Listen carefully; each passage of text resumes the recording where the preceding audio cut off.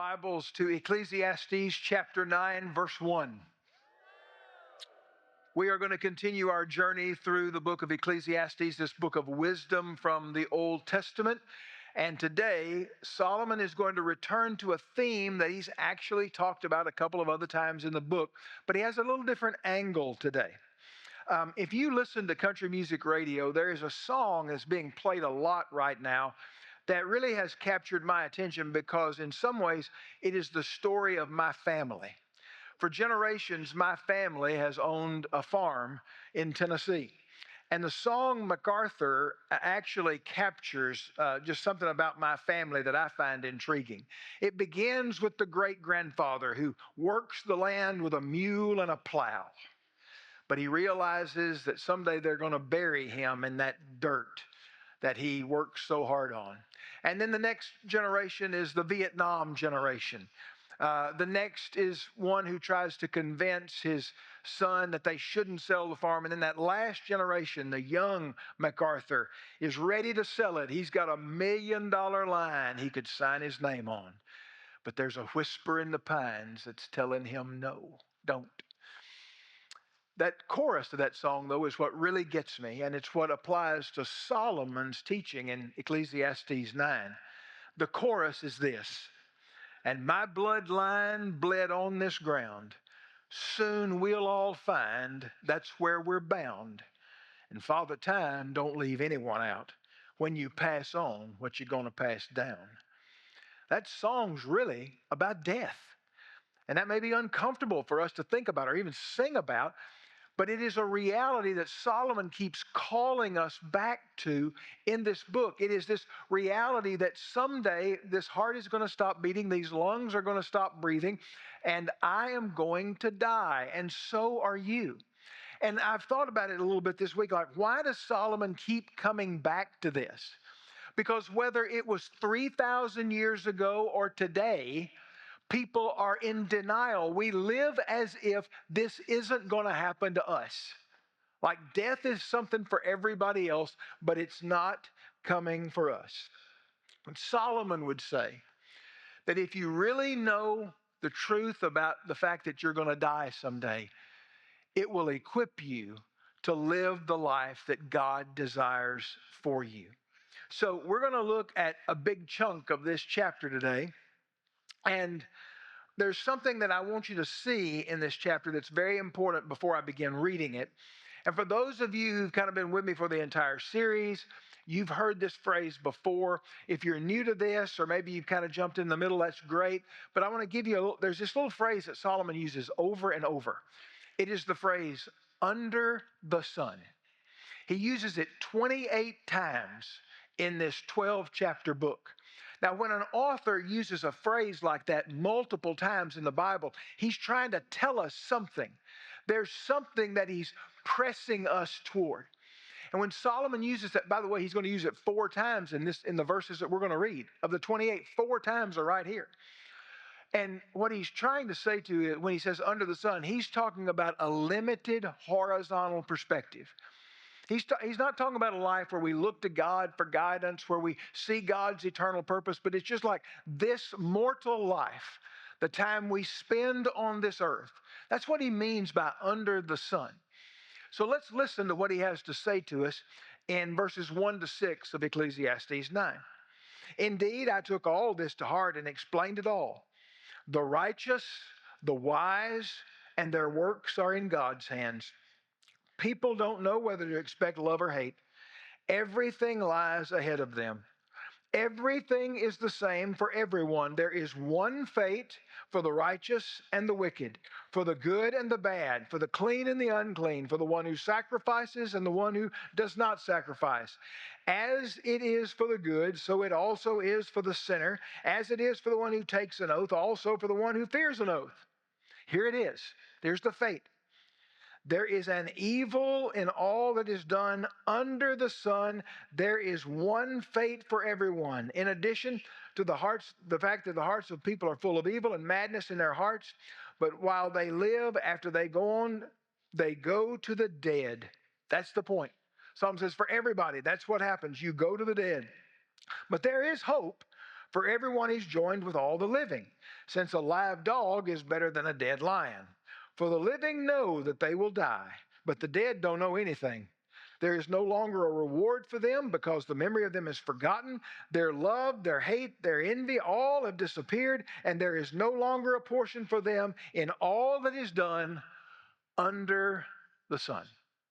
Here's Solomon's first point, the thing that he really wants to drive home to us today. You're going to die. So live intentionally. Don't live randomly. Don't live sporadically. Don't live an uncommitted, undisciplined life. All of us are going to experience death. So live intentionally. He says in verse 3 that all of us are going to experience one fate. There's one fate for the righteous, one fate for the wicked. He says that again down in verse 3. There is one fate for everyone. Now, let me talk to you about this and help you understand. That's why I'm emphasizing this phrase, under the sun. What he's saying there is one fate or one destiny. There is one end of this life for everyone, whether you're good or bad, righteous or unrighteous, lost or saved. And that is the grave. Now, what he's not telling us, and don't be confused about this, he's not saying there is one eternal destination for everybody. I've read the end of the book. There is a real heaven and there is a real hell. And not everybody who dies goes to a better place. That's just not true. But there is one similar fate for everyone. We are all going to pass through the doorway of death. And Solomon would say to us, that's not morbid, that's just honest. As a matter of fact, he said it twice before, at least, in Ecclesiastes chapter 3. He says that there is an appointed time to be born, and there is an appointed time to die. He begins that wonderful piece of poetry in Ecclesiastes 3 with that reality that we just want to slide over. The New Testament parallel to this is Hebrews chapter 9, verse 27. And just as it is appointed for people to die once, and after this, judgment. You have an appointment with death. You're not going to delay it. You're not going to defer it. You're not going to cancel it for sure. Death doesn't leave anybody out. It is absolutely a truth for all of us. And when you grasp that, it begins to help you to learn to live. There are a lot of people who think that somehow they're going to prolong their life. Now, I would advocate for physical fitness because it will give you a better quality of life, but it's not going to prolong your life. I see advertisements all the time that if I'll raise my VO2 max, that I can live 4 more years. No, I can't. There's an appointed time that Bob McCartney's, they're going to put me in a box and put some flowers on top and play some sad music and do some slow driving. That's what's going to happen. In 2024, there was a CrossFit competition here in Texas. And among the competitors was a 28-year-old elite CrossFit athlete. I mean, I've seen photographs of him, a ripped body, absolutely at the peak and pinnacle of health. His name was Lazar Ducic. He's a Serbian CrossFit athlete. Part of that competition was an 800-meter swim. He was almost to the place in the lake where he could have stood up. I mean, he was so close to the finish. And all of a sudden on video, which is horrific to watch, don't advocate for it, but you see him begin to struggle and go under and never come up. He died that day at 28 years old. That was his appointed time. Now, some people get 80, some people get 90, some people get 100. And that's fantastic. But not everyone does come to grips with the fact. In verse 4, he says it's better to be a live dog than a dead lion. Now, please understand, in that culture, dogs were not pets. They were wild dogs. Think more like coyotes, more than kind of a nuisance and a scavenger. And they were seen as unclean. A lion, on the other hand, was the king of the jungle, and lions were always symbols of pride. And when a lion walks around, he just looks prideful when a lion kind of struts around because he's at the top of the food chain. He knows nobody can touch him out there. But Solomon says it's better to be a dead dog than a live dog than a dead lion. It's better to be a live nobody than a dead somebody. And Solomon is expressing to us that while we are alive, We still have purpose. We still have opportunity. We still have time to respond to God. And if you're waiting for later, later may not come.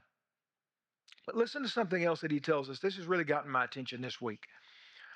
He says down in verse 5, there is no longer any reward for them because the memory of them is forgotten.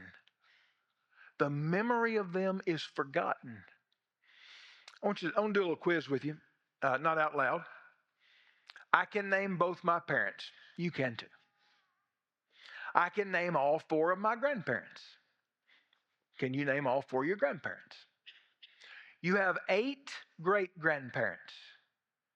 Do you know their names? I know 3 of mine.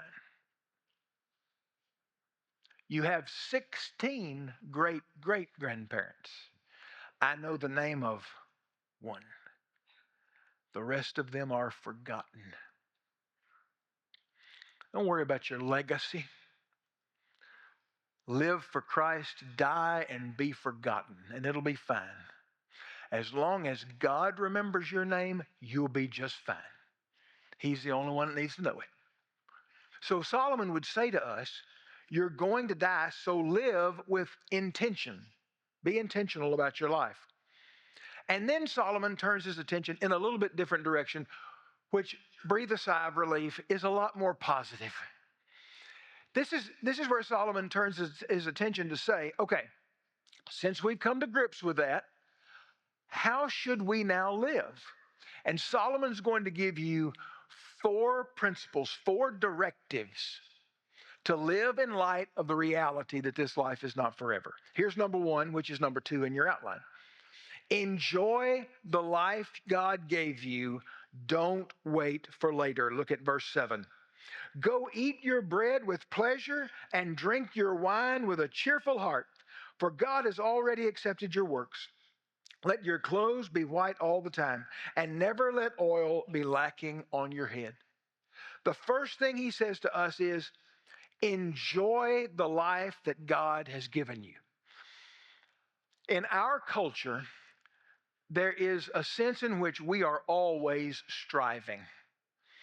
Boy, if we could just get out of this apartment and buy a house. Boy, if we could just get to that little bigger house, or we could buy some land out in the country.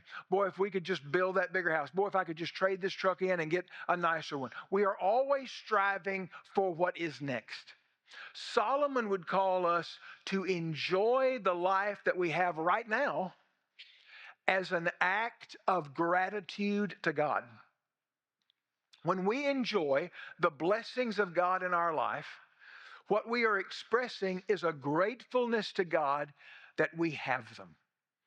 And living with gratitude is always the best way to live. He says to us, enjoy the simple pleasures of life. Eat your bread with pleasure. Drink your wine with a cheerful heart, for God has accepted your works.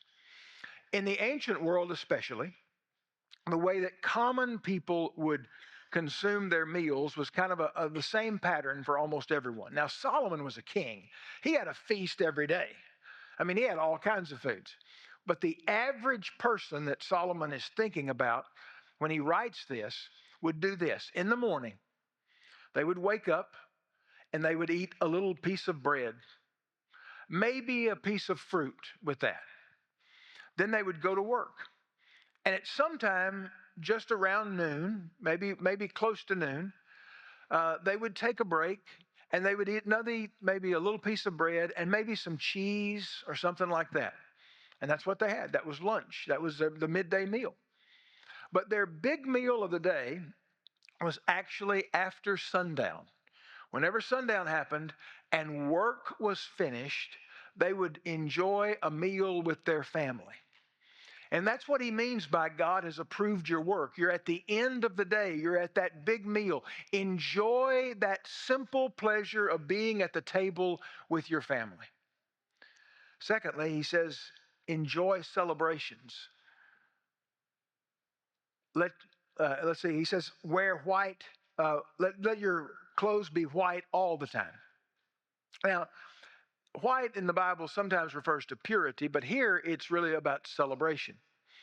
In our culture, if we go to a wedding, let me help you with this, ladies, it is a faux pas for you to wear white. There's only one that's supposed to wear white, and that's the bride, right? But in that culture, everyone showed up for the wedding in white. And they showed up properly clothed. Jesus tells some parables about people who don't show up in proper clothing. They're not cleaned up, they've not put on their white garments. And then he says, not only should you wear white all the time, but he says, anoint your head with oil. And oil in the Bible, especially in the Old Testament, is a symbol of joy. So what he's telling us is to enjoy celebrations and to make every occasion a special occasion. Don't wait for later. Later may not come. Later the coffee gets cold. Later your health won't let you make that trip. Later doesn't always come. And so Solomon would say, enjoy the life God gave you. Don't wait for later. Number 3, love the people God gave you. Build a godly marriage. Look at verse 9. Enjoy life with the wife you love all the days of your fleeting life, which has been given to you under the sun, all your fleeting days, for that is your portion in life and your struggle under the sun. Enjoy your spouse. Now, Solomon is writing from a male perspective, so obviously he says enjoy life with the wife you love all your days. But ladies, the contrasting principle is true, and that is enjoy life with your husband. Solomon is calling us to love the people that God has given us. The people that are closest to us should have our most intense and fervent sacrificial love. That's true for our spouse. That's true for our children, for our grandchildren. We should enjoy life with our spouse. This is one of the strongest affirmations of marriage in the book of Ecclesiastes. Now, before I talk about marriage, I want to talk about something else, especially in this room. And that is that I know that a lot of you are single. So does the Bible have anything to say about that? Actually, the Bible does have something very meaningful and very strong to say about being single. The Apostle Paul was teaching on marriage in the book of 1 Corinthians chapter 7, and he has something very pointed to say to the singles in his audience. Listen to what he said. I wish that all people were as I am, but each has his own gift from God. That's an important phrase.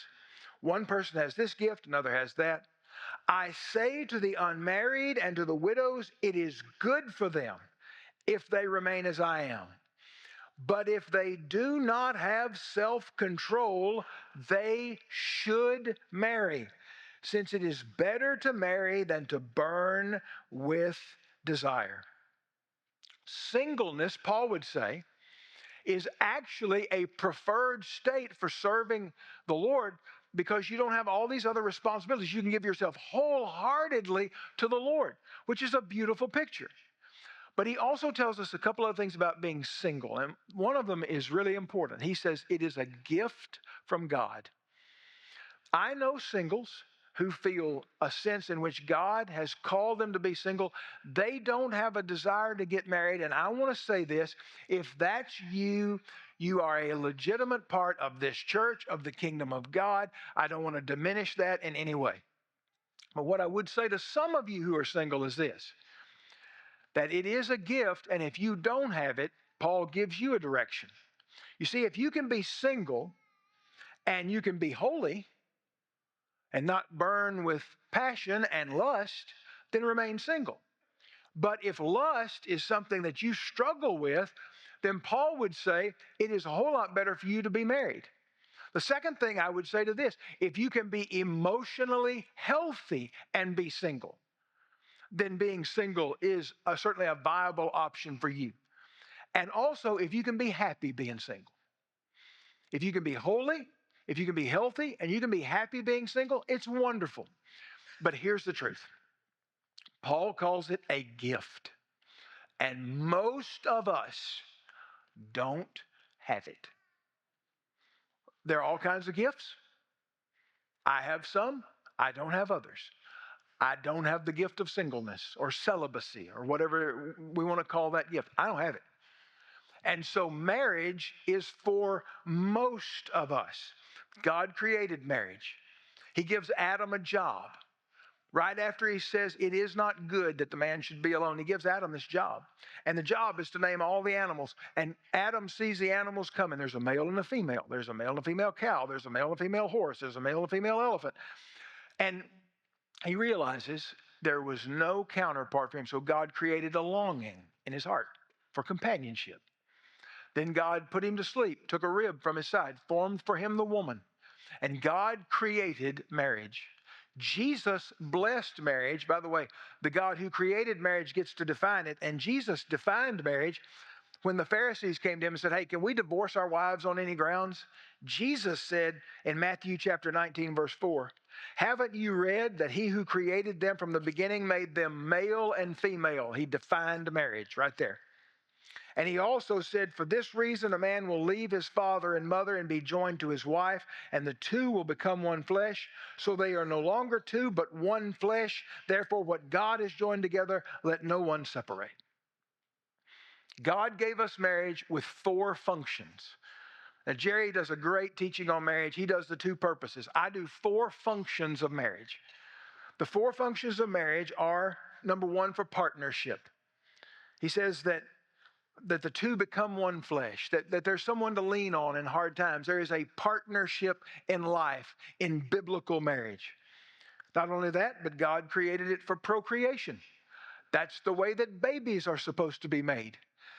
It is best when children are raised in a home with a mother and a father. It is best for them. It works out better for the children. That's the way God created it. God created marriage for partnership, for procreation, for pleasure. Inside the boundaries of marriage, sexual union is blessed and beautiful. Outside that, it is a sin according to a holy God. And as a protection. The 4th reason or the 4th function of marriage is protection. If we are people who are going to burn with passion, as Paul would say, without marriage, then marriage becomes a protection. And when I got married, I gave my body to my wife, and she gave her body to me. There is nothing demeaning about that. It's mutual submission. A couple of weeks ago, the comedian Leslie Jones, who had been on Saturday Night Live and some other things, she's an actress, was on a podcast. She's 58 years old, never been married. And they asked her, what do you think about marriage? And she said, marriage is legalized slavery. Of course, she's mad about it. That is our world's perspective. That is not God's perspective. Marriage is about mutually meeting one another's needs. Our culture says delay marriage. The average age of an adult male getting married right now is 30. The average age of an adult female now getting married is 29. The problem with that is it is really hard to stay pure until you're 30 or 29. The images that we see, the approaches that are made toward us, all of the temptations that we face, I am an advocate for getting married much earlier than that. I will just be honest with you. I see so much immorality, and people come into marriages then with a whole lot of baggage. Our culture says delay it. Our culture says redefine it. Our culture says avoid commitment at all cost. But here's the truth. I read this quote the other day. Freedom without commitment leads us to loneliness. Commitment with love leads us to joy. Love the people God gave you. Number 4, do what matters most. Give your life to what counts. Look at verse 10. Whatever your hands find to do, do with all your strength, because there is no work or planning or knowledge or wisdom in Sheol, that's the grave, where you are going. He's telling us to work at something that matters.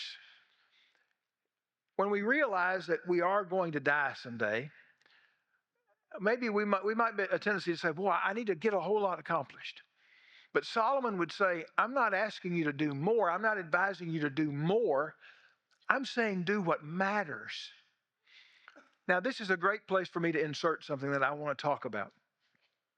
I believe that God, for some people, puts his hand on their life and he calls them to serve him vocationally, to give their life, their career, to abandon their career ambitions and give their life to serving his church as pastors on staff, as missionaries, as ministers.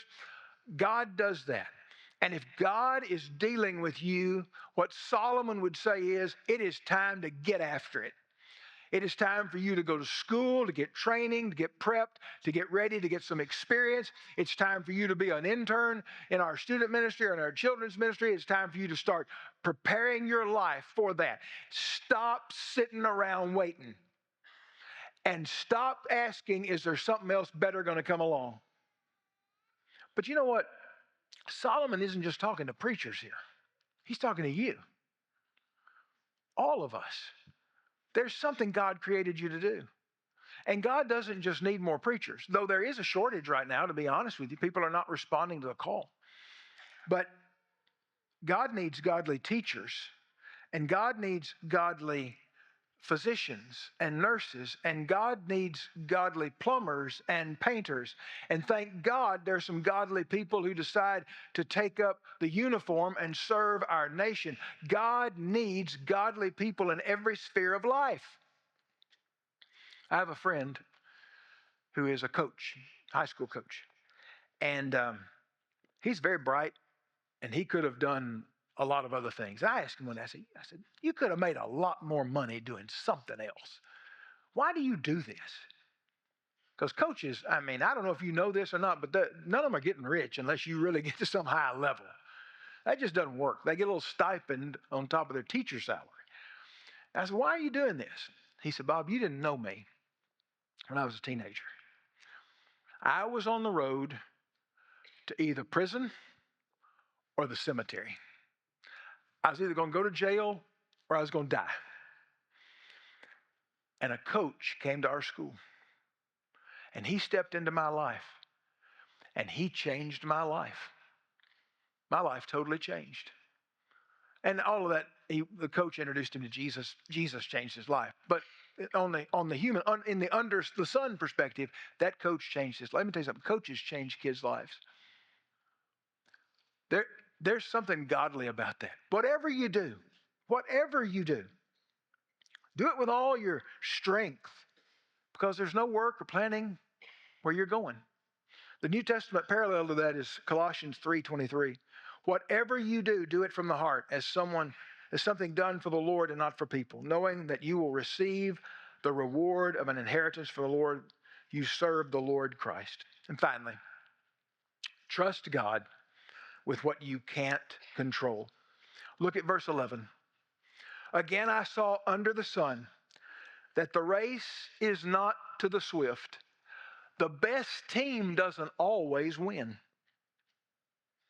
The battle to the strong, the bread to the wise, the riches to the discerning, or favor for the skillful. Rather, time and chance happen to them all, for certainly no one knows his time. Here's what he's telling us. Life is not predictable. You must trust God for the things you can't control. You know, there are very few things in life you can control. I mean, really control. Very few things. But you can trust God for those things that you cannot control. Solomon says that time and chance overtake them all. That's, again, that under the sun perspective. Solomon says life is unpredictable. We would say that there's a God who's in control. Life is providential. Some of the struggles and the setbacks that happen in life, God is using. If you go to a cemetery, you'll see it there. It's on every headstone. There's a birthday, and there's a dash, and there's a day that person died. It's on every one of them. It's been often said, it's what you do with the dash that counts. You were born. Someday you're going to die. What you do with the dash is what matters. Let's bow our heads together. And the most important thing that we would say to add to Solomon's words, the most important thing is to know for certain that you've given your life to Jesus Christ, that you've surrendered in repentance, you have changed your mind, you have turned from your ways and turned to Him for salvation. You've trusted that what He did on the cross paid the price for your sin, and that when He came forth from the grave, His resurrection power opens the doorway to eternity. If you've never trusted Christ, we'd love to give you that opportunity today. There'll be pastors here at the front to pray with you. You can go to the Next Steps area after the service. But if you have a prayer need, we'd also love to pray for you. So after I pray, we're gonna sing a song of response, and you come if you need to pray with someone. Father, thank you for your word and for truth. Thank you for speaking to us truth that sometimes is a little uncomfortable, so that we'll see our world rightly, we'll see our life rightly, and we'll learn to live for you. We ask your blessing on this time in Jesus' name. Amen.